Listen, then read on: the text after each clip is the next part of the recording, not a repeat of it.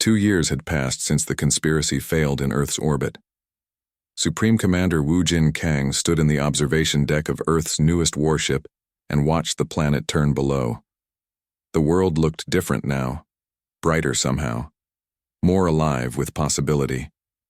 The conspiracy trials had reshaped galactic politics completely. 3 of the conspirator species lost their assembly voting rights for 50 years. Their military forces were restricted to defensive operations only. Shadow Coordinator Vexnos was serving a life sentence at an assembly prison facility, though intelligence reports suggested he was still scheming even from behind bars. But the real change was not in punishments. The real change was in how the galaxy saw humanity. Earth was no longer the primitive newcomer. Earth was a power. A civilization that other species either allied with or avoided. The railgun technology, that once seemed like a desperate gamble, was now the foundation of galactic defense strategy. Director Han Il-yoon entered the observation deck carrying a datapad. She looked tired but satisfied. Leading the Human Assembly Technology Initiative was exhausting work, but it was changing everything. "The latest exchange results are in," she said, handing Wu Jin the pad. "We have received advanced medical technology from the Vrelians, quantum computing specifications from the Thalax remnants, and faster-than-light communication upgrades from the Draxian Confederacy.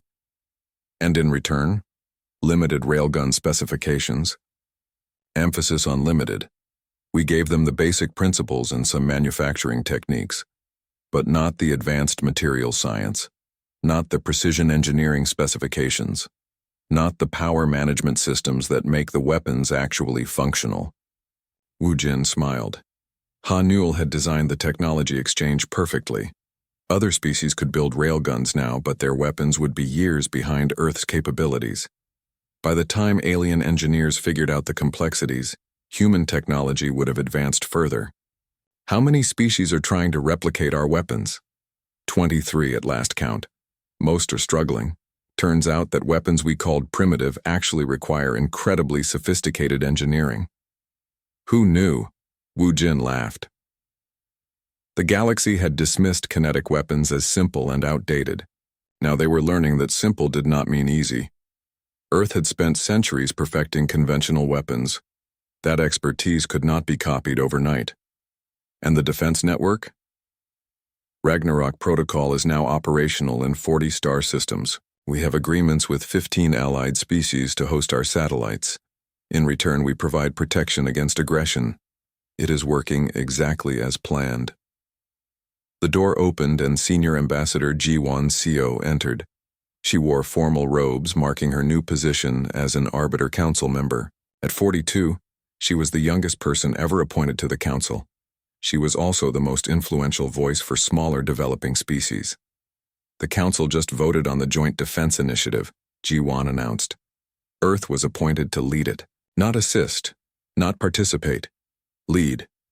Wu Jin absorbed that information. The Joint Defense Initiative was the Assembly's primary military coordination body. It commanded resources from 30 species and coordinated defense across hundreds of star systems. And now Earth was in charge. "How did the vote go?" he asked. 38 in favor, 6 opposed, 8 abstaining. The opposition was expected. Old powers who resent our influence. But we have majority support. Because they fear us or respect us? Both, Ji-won said honestly. They fear what we can do, but they respect that we have shown restraint. We could have annihilated the conspirators. We chose mercy instead. That matters to many species. Han Yul pulled up a display showing fleet dispositions across known space. Human vessels were now stationed in dozens of systems, working alongside alien allies. The Earth Defense Force had grown from 31 ships to over 200 vessels. Each one combined human kinetic weapons with alien shield technology and propulsion systems. "We are no longer just defending Earth," Han Yul observed. "We are defending the entire sector, which is why the old powers hate us," Wu Jin said. "We changed the power structure. We gave smaller species a voice and protection. That threatens civilizations that ruled through intimidation." His communicator beeped with an urgent priority alert. Fleet Marshal Kelvan appeared on the display, his copper-toned features showing concern. Commander Kang, we have a situation. Deep space monitoring arrays detected something beyond known space. An artificial signal using mathematical patterns. First contact? Wu Jin asked. Possibly, but the signal is encoded in ways that challenge our best analysis. It could be a greeting. It could be a warning. We do not know. What we do know is that it came from beyond the galactic rim, from a region we thought was empty space. Wu Jin exchanged glances with Hanul and Jiwan. 2 years ago, this news would have terrified humanity. Now it was just another challenge. Assemble the Joint Defense Council, Wu Jin ordered. All member species need to be informed, and begin preliminary response protocols. Already done, Kelvan said. The Council is meeting in 2 hours. Earth's leadership in this matter is expected. After Kelvan disconnected, the 3 humans stood in silence for a moment. 2 years ago, we were fighting for survival, Jiwan said quietly. Now we are leading galactic defense against unknown threats. How did this happen? We refused to die, Wu Jin said simply. We built weapons when everyone said we were too primitive. We won battles we should have lost. We showed mercy when we could have chosen vengeance. The galaxy noticed. Hanul looked at the data streaming across displays showing the mysterious signal. Whatever is out there, it might make the Kelthrans and conspirators look insignificant. Then we face it the same way we faced everything else, Wu Jin said, with intelligence, preparation, and the determination to survive. That is what humans do. Later, Wu Jin stood on the bridge of the EDF Indomitable, Earth's newest and most advanced warship. The vessel represented everything humanity had become. 800 meters long, powered by fusion reactors that aliens helped perfect. Armed with railguns that humanity designed and shields that the Draxians provided. It was a symbol of cooperation between species, proof that different civilizations could work together. Captain Dongmin Li commanded the Indomitable. He had been promoted twice since Jupiter, his tactical brilliance recognized throughout the fleet. Now he stood ready to lead humanity's response to whatever waited beyond known space. All systems ready, Commander, Dongmin reported. Fleet is assembled and awaiting orders. Wu Jin looked at the tactical display showing 200 human vessels and another 300 ships from allied species. 500 warships ready to face the unknown. 2 years ago, Earth struggled to field 31 ships. Now they commanded a fleet that could challenge any power in the galaxy. Open a channel to all vessels, Wu Jin ordered. When the channel opened, he spoke carefully, knowing his words would be heard across half the galaxy. Attention all ships. 2 years ago, humanity was nearly extinct. The Kelthrans came to destroy us. We stopped them. Then conspirators tried to eliminate us. We stopped them too. We did not win through superior technology. We won through determination, through refusal to accept defeat, through willingness to fight when others would surrender. He paused, gathering his thoughts. Now we face something new, something unknown. A signal from beyond explored space. We do not know if it is friendly or hostile. We do not know if it represents opportunity or threat, but we will face it the same way we faced everything else, together, united, ready to defend ourselves and our allies.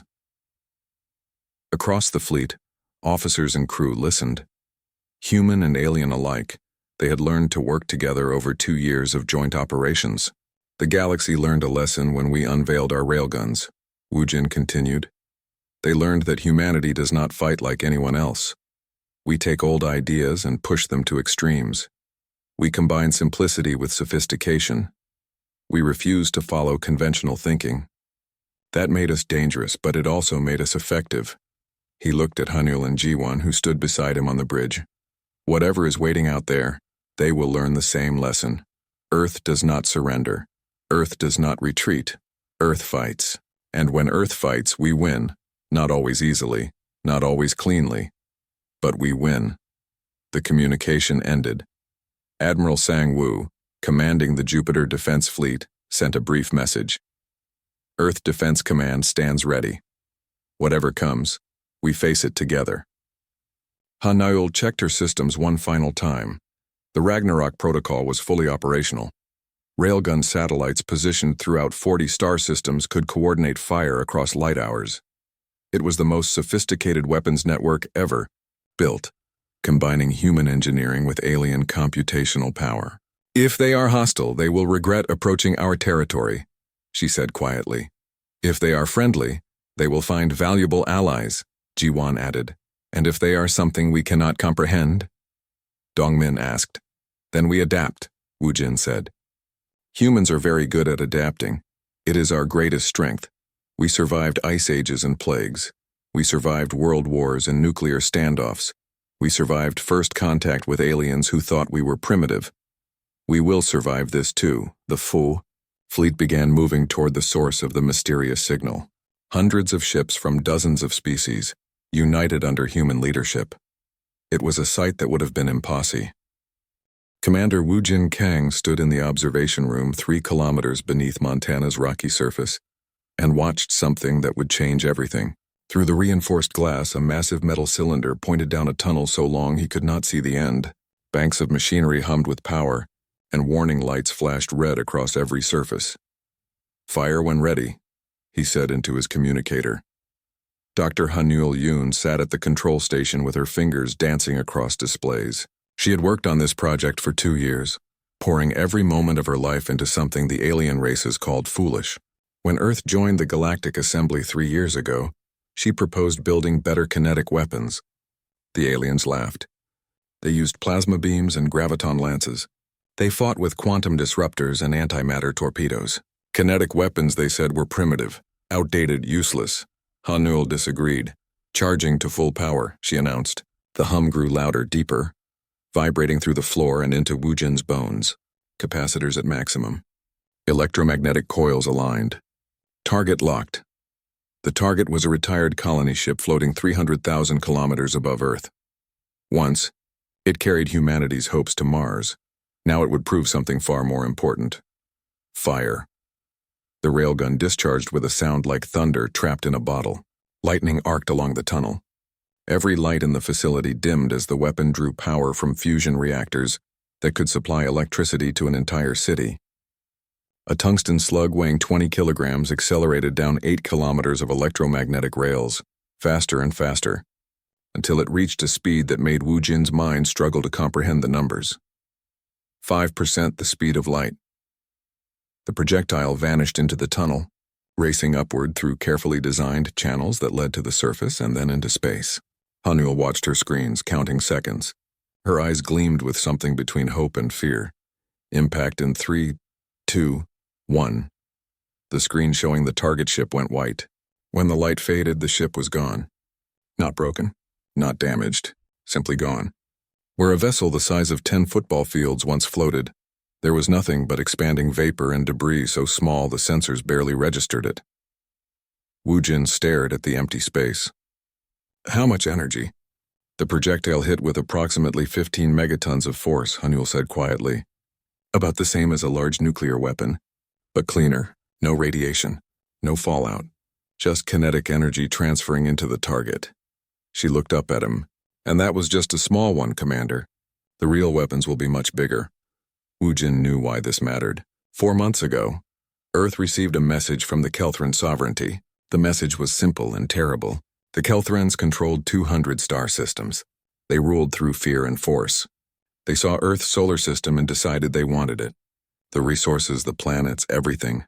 Humanity had 7 months to evacuate or surrender. Earth appealed to the Galactic Assembly for help. The Assembly held an emergency session.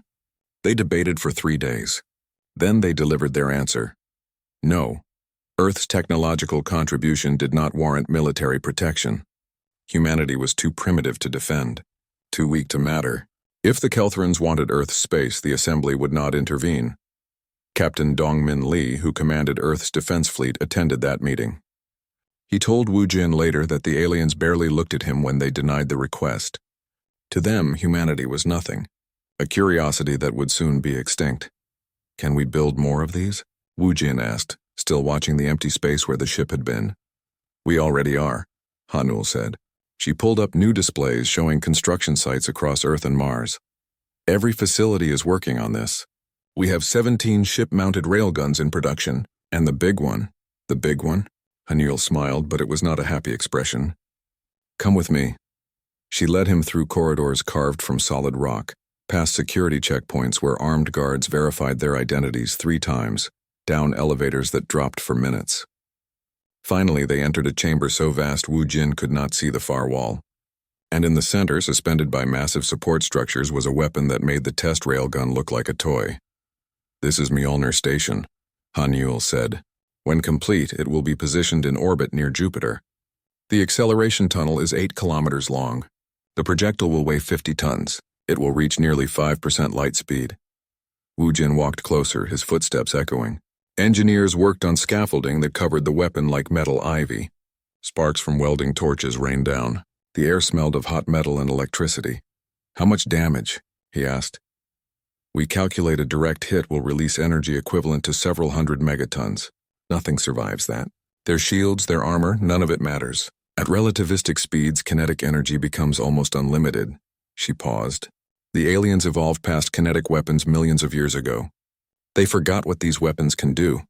Their shields stop energy beams and plasma, but a solid projectile at this speed? Their shields will barely slow it down. Wu Jin understood what she meant. Alien weapons were sophisticated. They manipulated exotic particles and bent space itself, but they all followed the same principles.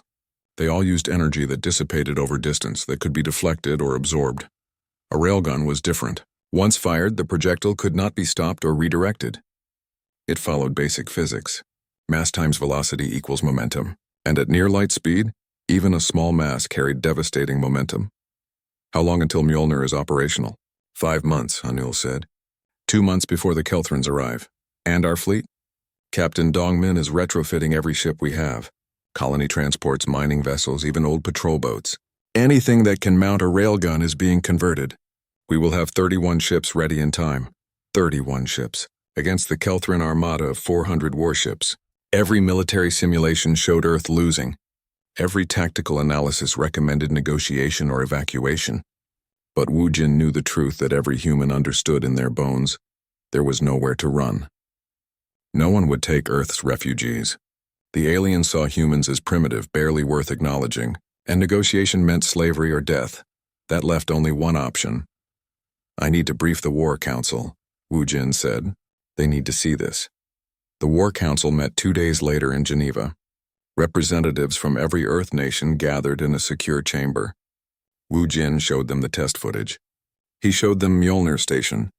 He explained what the railguns could do. The room was silent for a long time. Finally, the Secretary General spoke. You are telling us we can win? I am telling you we can fight, Wu Jin corrected. We are outnumbered. We are outgunned by every measure except one. Our weapons hit harder than anything they have. They forgot that simple physics, when pushed to extremes, beats exotic technology. And if we lose? Wu Jin met the Secretary General's eyes. If we lose fighting. We show the galaxy what happens when you corner humans. We make the Kelthrons pay so dearly for Earth that every other empire thinks twice before threatening us. We make sure humanity's last battle is remembered. Another long silence. Then the Chinese representative stood. I vote we fight. Agreed, said the American representative. One by one, every representative stood. Every nation, every people united in a single decision. Humanity would not go quietly into extinction. They would bare their teeth. They would show the galaxy what apex predators looked like. The vote was unanimous. Wu Jin returned to Montana to find Haniel still working. She never seemed to sleep anymore. None of them did. The council approved everything, he told her. Full production. Full deployment. Whatever you need. She nodded without looking up from her calculations. Good, because I just thought of a way to make the projectiles hit even harder. Wu Jin smiled. This was why Earth had a chance. Not because humans had better technology, but because humans refused to accept defeat. When faced with extinction, they did not cry or surrender. They got angry. They built weapons. They prepared to fight. The Kelthrons were coming. They expected easy prey. They expected a primitive species that would collapse at the first sign of real force. They were about to learn a lesson that would echo across the galaxy. Humanity does not die quietly. The Galactic Assembly Grand Forum had stood for 12,000 years on Nexus Prime, a monument to cooperation between civilizations. Its walls were carved from crystal that reflected light in ways that defied physics. 52 species met here to debate policy and settle disputes. For millennia, it represented order in a chaotic galaxy. Today, that order was shattering. Ambassador Jiwan Seo walked through corridors filled with alien representatives, and for the first time since Earth joined the assembly, she saw something new in their eyes. Not contempt, not dismissal. Fear. The battle footage from Jupiter was playing on every display. The destruction of the Kelthran fleet was now galactic news. Species that thought themselves safe were suddenly questioning everything. Jiwan was 40 years old, young for an ambassador but old enough to understand power. She had negotiated Earth's initial assembly membership under impossible conditions. Back then, aliens barely acknowledged her. They treated her like a child at an adult table, tolerating her presence but ignoring her voice. That was about to change. The emergency session began with Supreme Arbiter Velentar calling for order. He was ancient even by alien standards, having led the assembly for 300 years. His species looked vaguely insectoid, with compound eyes that saw in spectrums humans could not perceive. The assembly recognizes the grave situation, Velentar said, his translator rendering his clicks and whistles into speech. The destruction of the Kelthran fleet marks a significant shift in galactic military capability. We must address this matter with urgency and wisdom. Fleet Marshal Kelvin stood. He represented the Draxian Confederacy, one of the most powerful military forces in known space. His people were tall and thin with skin like polished copper. The tactical analysis is clear, Kelvin said. He activated a holographic display showing railgun projectiles destroying Kelthran ships. Human kinetic weapons operate on principles we abandoned 10,000 years ago. But pushed to relativistic speeds, these weapons bypass every defensive system we possess. Energy shields offer minimal resistance to solid matter at 5% light speed. Point defense cannot intercept projectiles moving that fast. Armor plating simply vaporizes on impact. Murmurs spread through the chamber. G1 sat in Earth's designated seat and said nothing. Let them talk. Let them realize what humanity had accomplished. The kinetic energy delivery exceeds even antimatter weapons in the megaton range, Kelvan continued. A 50-ton projectile at 5% light speed carries energy equivalent to hundreds of megatons. Nothing survives a direct hit, nothing. An ambassador from the Tholian collective stood. His species was small and covered in fur. This is precisely why humanity must be eliminated immediately. They possess weapons that threaten every species here. We cannot allow this technology to proliferate. Other voices joined in agreement. 14 species began demanding immediate action against Earth, sanctions, blockades, military intervention. G1 listened and counted. 14 voices calling for Earth's destruction. That left 38 species who had not spoken. She needed to shift those 38 away from fear and toward opportunity. If I may address the assembly, she said, standing.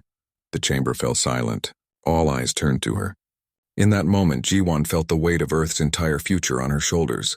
Say the wrong thing and humanity would face a united galaxy, bent on their extinction. Say the right thing, and Earth might survive. The Tholian representative suggests eliminating humanity to prevent proliferation of railgun technology, G1 said calmly. I find this interesting.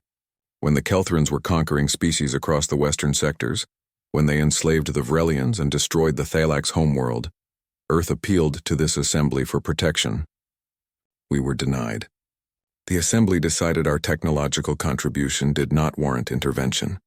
She walked to the center of the chamber, where speakers traditionally stood to address the full assembly.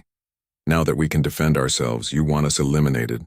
Tell me, does the assembly only recognize the sovereignty of species strong enough to resist you? Or are we supposed to accept extinction quietly, because our methods frighten you? The Tholian ambassador hissed. You threaten the established order. The established order left us to die, G1 shot back. We built weapons not to conquer but to survive. The Kelthrans came to exterminate us. We stopped them. This is somehow wrong? Supreme Arbiter Velentar raised a manipulator for silence. Ambassador Seo, the assembly acknowledges Earth acted in self-defense. However, the concern is valid. Your weapons represent a destabilizing force. Then recognize our sovereignty, Jiwan said. Grant Earth full voting rights and territorial guarantees. In return, we will share limited railgun technology under controlled conditions with allied species. The chamber erupted. Half the representatives shouted in outrage. The other half looked intrigued. An ambassador from the Kryn Unity stood. Her species was crystalline, light refracting through her body in rainbow patterns. You would sell this technology? After demonstrating its power? We would share it with allies, Jiwan corrected. Under strict controls. The basic principles are simple physics. Eventually, others will develop similar weapons. Better to manage that development than let it happen chaotically. She was lying, of course. The basic principles were simple, but building functional railguns at the scale and precision needed to match Earth's weapons would take decades, maybe centuries. But she let the aliens think it was easy. Fleet Marshal Kelvin leaned forward. The Draxian Confederacy would be interested in a technology exchange. We offer advanced shield systems and faster-than-light communication in return for railgun specifications. Earth would consider such an arrangement, Jiwan said carefully, contingent on formal recognition of our sovereignty and mutual defense agreements. This is madness, the Tholian ambassador shouted. You are rewarding aggression. We are recognizing reality, Kelvin said. Humanity possesses weapons that can destroy any fleet in this assembly. Attempting to eliminate them would cost millions of lives. Better to bring them into the fold as allies. The debate continued for 3 days. Jiwan barely slept, attending endless meetings and private negotiations. Some species wanted Earth destroyed. Others saw opportunity for alliance. Still others remained undecided, waiting to see which way power would flow. On the 3rd day, the vote came. The question before the assembly, Velentar announced, is whether to grant Earth full membership status with voting rights and recognize sovereignty. Those in favor signal now. Jiwan held her breath. One by one, lights appeared on the voting display. Green for yes, red for no, yellow for abstention. Green lights outnumbered red, not by much but enough. The measure passes, Velentar declared. 34 in favor, 14 opposed, 4 abstaining. Earth is granted full assembly membership effective immediately. Jiwan wanted to collapse with relief. Instead, she stood straight and nodded formally. Earth thanks the assembly for its wisdom. But as she left the chamber, her communicator buzzed with an encrypted message from Earth intelligence. She found a secure room and opened it. The message was short and terrifying. 6 of the opposition species are forming a coalition. They are not accepting the vote. Intelligence suggests they are planning military action against Earth. Estimated timeline, 8 months. Prepare for war. Jiwan stared at the message. They had won the political battle, but the real war was just beginning. She composed a reply to Commander Wu Jin. We have formal recognition, but it means nothing if we cannot defend it. 6 species are plotting against us. We need to be ready. She thought about the assembled aliens, about the ones who smiled and congratulated her while secretly planning humanity's destruction. She thought about the Kelthran fleet burning in Jupiter's orbit. And she thought about what Commander Wu Jin once told her. Politics is just war with different weapons. Earth had won one battle with railguns. Now they needed to win another with intelligence and preparation. Later that evening, Jiwan met privately with Fleet Marshal Kelvin. The Draxian commander studied her with eyes that saw in infrared. You know they are coming for you, he said without preamble. We know. The Tholian Collective is coordinating with 5 others. They believe they can strike before Earth can fortify its position. Can they? Kelvin made a gesture that might have been a shrug. Possibly. But I would not bet against a species clever enough to weaponize basic physics. You have surprised the galaxy once. I suspect you will do so again. Why tell me this? Because the Draxian Confederacy believes in strength. You demonstrated strength. We would rather have you as allies than enemies. He paused. And because I am curious to see what else humans are capable of. You built weapons the galaxy forgot existed. What other surprises do you have waiting? Jiwan smiled without humor. You will see. When the conspirators strike, everyone will see. After Kelvin left, she stood alone in the diplomatic quarters and looked out at Nexus Prime's alien skyline. Somewhere out there, 6 species were plotting Earth's destruction. They thought humans got lucky at Jupiter. They thought one victory was a fluke. They were about to learn the same lesson the Kelthrans learned. Humanity did not survive by luck. Humanity survived by being more desperate, more determined, and more dangerous than anyone expected. Colonel Young-Soo Bae lived in the shadows. As Director of Earth Intelligence, his job was to know what enemies planned before they knew themselves. For 8 months, he had watched 6 alien civilizations prepare for war against humanity. Now, sitting in his office beneath Seoul, he finally had the proof he needed.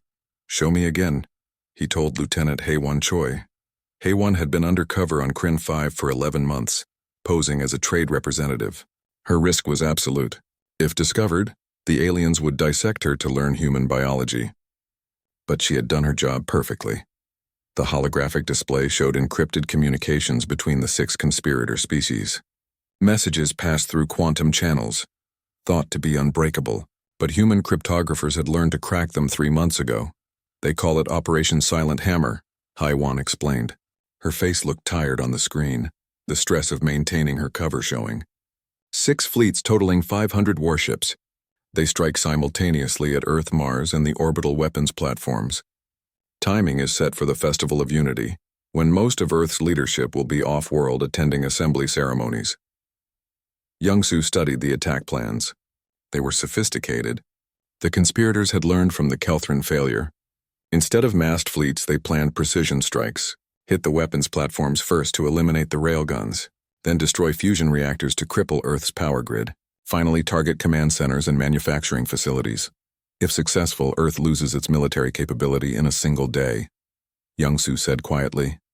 "Correct, and they have plausible deniability. They are using mercenary fleets with no direct connection to their governments. If it succeeds, they claim it was rogue pirates. If it fails, they deny involvement. When? 26 days, Young-Soo closed his eyes.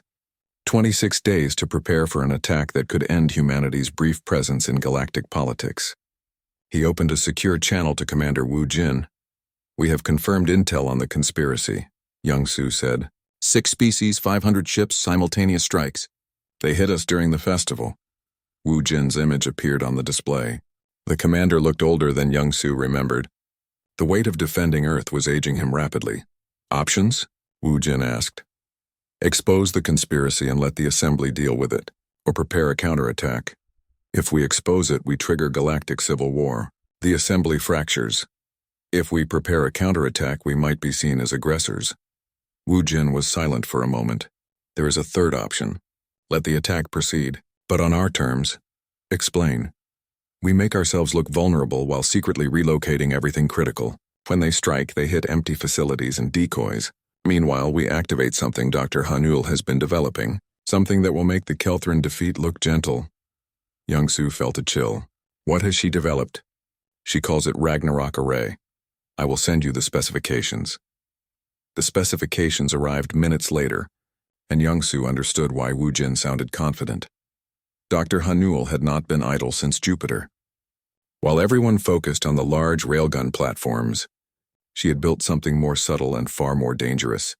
Ragnarok Array consisted of 300 small satellites scattered throughout Earth's solar system, hidden in asteroid fields, disguised as mining equipment, embedded in defunct colony structures. Each satellite contained a miniaturized railgun capable of precision strikes at targets within 1 light hour. The genius was in the distribution.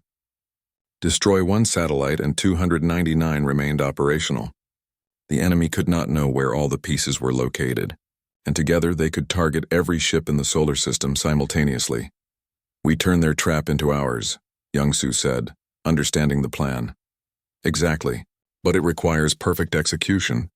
Can your network handle it?" Young-Soo thought about Haewon, still undercover and at risk, about his other agents embedded in alien territories, about the delicate balance of intelligence work where one mistake meant death. "We can handle it," he said. The next 26 days were the most intense of Young-Soo's career. Every day brought new complications. The conspirators changed communications protocols twice.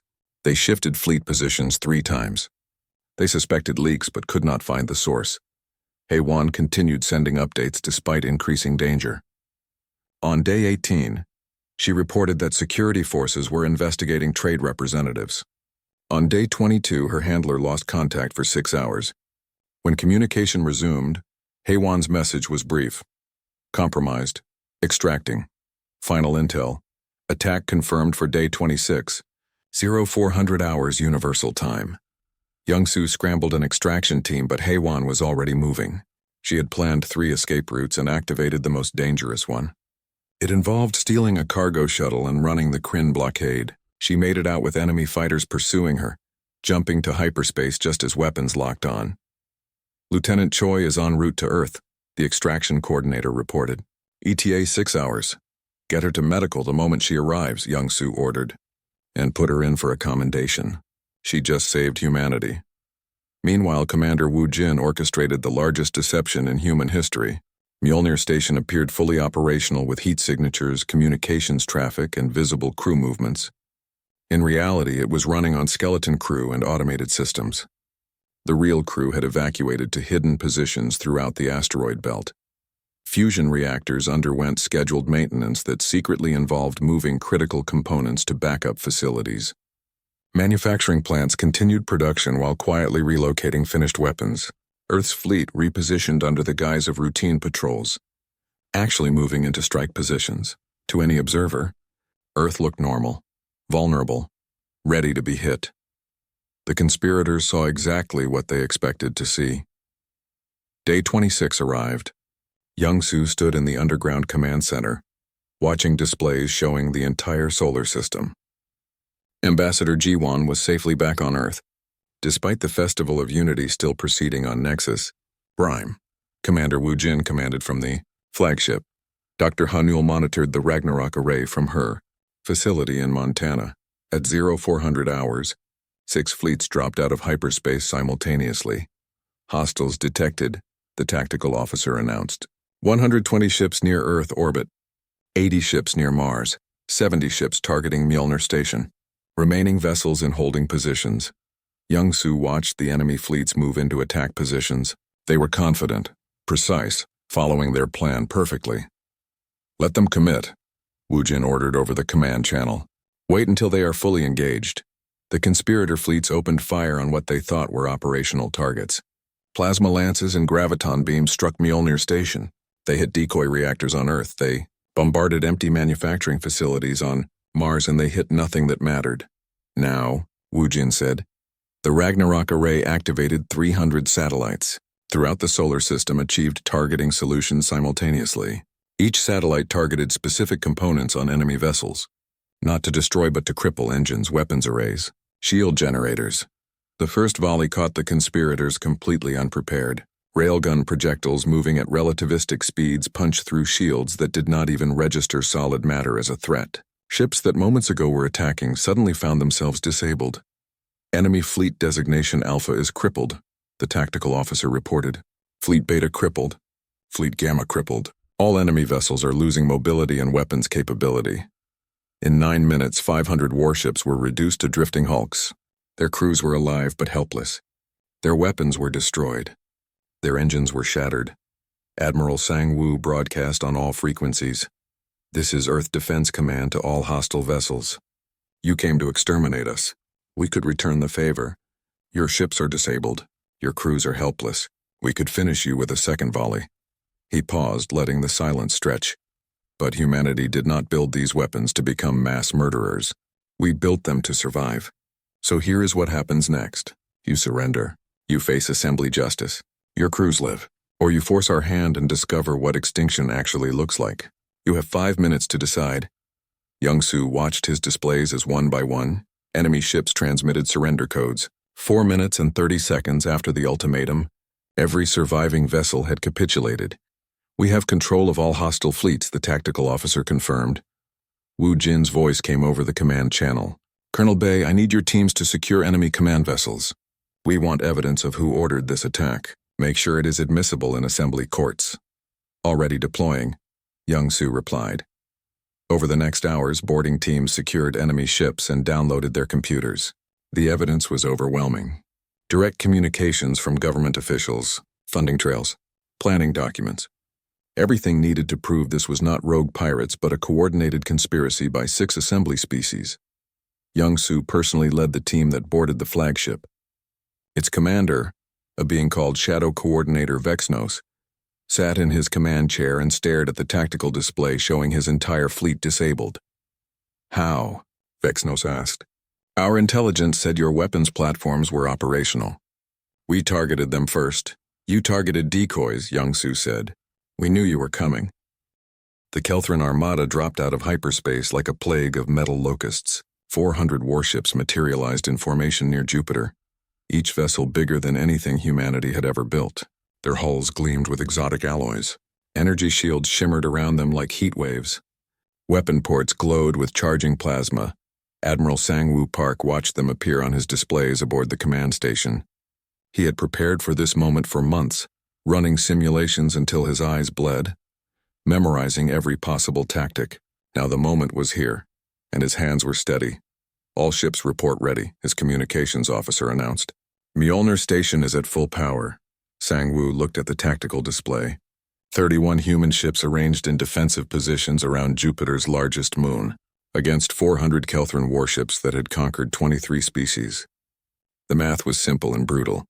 Earth should lose this fight in minutes. A transmission came through. The face that appeared on screen was reptilian, with scales like polished obsidian and eyes like chips of ice. War leader Kelthos smiled, showing rows of sharp teeth. Primitive humans, Kelthos said in perfect English, his translator converting the hissing sounds into words. You face the Kelthran sovereignty. We have claimed this system. You have 1 hour to surrender your vessels and prepare for occupation. Resist and your cities burn. Choose wisely. Every eye on the command bridge turned to Sang-Woo. This was the moment. They could surrender. Buy a few more months of life under Kelthran rule, where they could fight and probably die. Sang-Woo opened a channel. No, one word, simple, final. Kelthos stopped smiling. You refuse? You understand what you face? I understand perfectly, Sang-Woo said. You think we are weak. You think we will collapse. You are wrong. Come and take what you want. We will be waiting. He closed the channel before Kelthos could respond. Officer Bora, he said, turning to the young woman at the weapons station. Is Mjolnir locked on target? Officer Bora Jung checked her displays with fingers that moved like lightning. She had trained for 8 months on the targeting systems, learning how to calculate trajectories for weapons that fired faster than anything in human history. Now all that training came down to this moment. Target locked, she confirmed. Lead ship center mass. Firing solution calculated and verified. All fleet weapons ready? All ships report green status, Admiral. The Kelthran fleet began moving forward in their standard siege formation. Sang-Woo recognized it from the military databases. They had used this same formation to conquer the Vrelian homeworld, to crush the Thalax resistance, to break 23 civilizations. It was a formation designed to overwhelm defenders with concentrated firepower, while shields protected against return fire. It was a formation designed for fighting energy weapons. Mjolnir Station, Sang-Woo said quietly. Fire. 8 kilometers away on a weapons platform positioned in Jupiter's orbit, fusion reactors surged to maximum output. Electromagnetic coils charged with enough power to light entire continents. In the center of the platform, a 50-ton cylinder of tungsten carbide alloy sat waiting in the acceleration tunnel. The railgun fired. The release of energy was so violent that sensors across the solar system registered the electromagnetic pulse. The projectile accelerated down the rail, forces building, velocity increasing, until it reached 14,400 kilometers per second, 5% the speed of light. The Kelthran flagship's sensors detected the launch but could not classify the threat. The projectile was solid matter, not energy. Their shield systems, designed to deflect plasma and graviton beams, barely registered it as dangerous. The tungsten round hit the flagship's shield at relativistic speed. The shield, rated to stop gigawatt-level energy weapons, offered about as much resistance as tissue paper against a bullet. The projectile entered the ship's bow. In the microscopic fraction of a second it took to traverse the length of the vessel, the kinetic energy transfer was so massive that matter itself could not remain solid. Metal vaporized. Atmosphere ignited. The shockwave radiated outward faster than the ship's structure could respond. The flagship did not explode. It did not burn. The entire kilometer-long warship simply came apart, transforming from a coherent vessel into an expanding cloud of superheated plasma and metal fragments. Kelthos died without even knowing what killed him. Target destroyed, Bo-Ra reported, her voice steady despite the awe in her eyes. Mjolnir recharging. 30 seconds to next shot. All ships, Sang-Woo said into the fleet channel. Open fire. Show them what humans can do. 31 warships fired their railguns simultaneously. The projectiles were smaller than Mjolnir's rounds, but they still traveled at 15,000 kilometers per second. At those velocities, a projectile the size of a football hit with the force of a tactical nuclear weapon. Kelthran's shields failed. Armor plating meant to withstand plasma lances melted away. Ships that had survived battles across 3 centuries of conquest were torn apart by weapons the Kelthrans thought obsolete.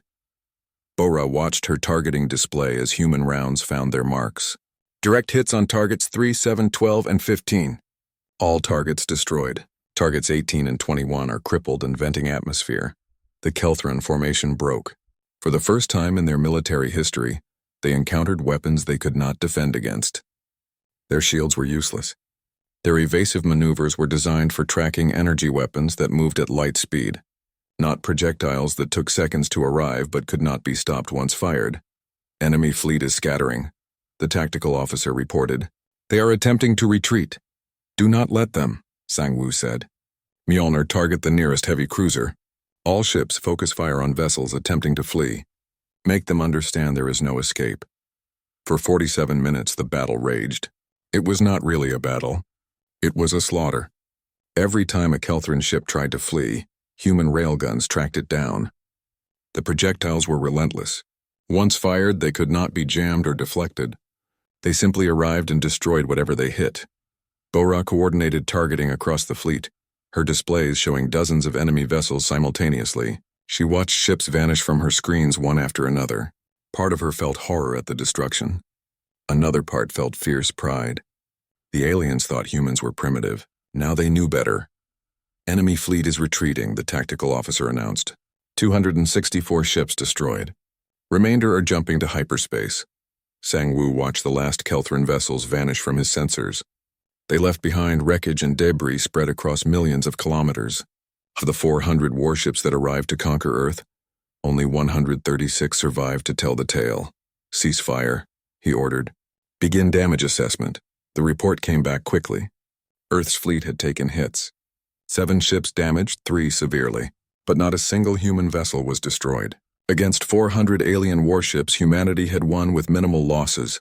Sir, the communications officer said, we are receiving transmissions from Earth, from Mars, from every human settlement. They want to know what happened. Sang-Woo thought about what to say, how to explain this victory that no simulation predicted, how to capture the feeling of this moment. Tell them, he said finally, that humanity just announced itself to the galaxy. Tell them we are not prey. We are not weak. We are not going anywhere. He looked at Bo-Ra, at the tactical officers, at everyone on the bridge. They all wore the same expression. Relief mixed with disbelief, mixed with something fiercer. Pride. Compile all battle footage, Sang-Woo ordered. Every angle, every sensor recording. We are going to broadcast this to the Galactic Assembly. We are going to show every alien empire what happened here today. Later, as engineers worked to repair damaged ships, Sang-Woo stood in the observation deck and looked at Jupiter's swirling clouds. Somewhere in Earth's orbit, Commander Woo-Jin would be receiving the battle reports. Dr. Hanul would be analyzing the weapon's performance, already thinking of improvements. The Kelthrans came to exterminate humanity. They expected easy prey. Instead, they found something they never anticipated. They found a species that refused to die. That took simple physics and weaponized it to devastating effect. That turned their supposed weakness into strength. Sang-Woo opened a channel to all human vessels. Attention all ships. Today we won a battle, not a war. The galaxy is watching now. They know we can fight, but they also know we are still just one species against thousands. We proved we will not go quietly. Now we need to prove we belong out here. He paused, choosing his next words carefully. The Kelthrans underestimated us because we use old technology. They forgot that old technology, perfected and pushed to its limits, can be more dangerous than anything new. They forgot that humans do not surrender. They forgot that when you corner an apex predator, it does not curl up and die. It fights back. Across the fleet, officers and crew listened in silence. Remember this day, Sang-Woo continued. Remember that we won not because we were stronger or more advanced. We won because we were desperate enough to try what others thought impossible. The galaxy is going to learn what that means. They're going to learn what humans become when they have no choice but to fight. The transmission ended. Around Jupiter's orbit, human ships began the slow work of recovery and repair. But on every vessel,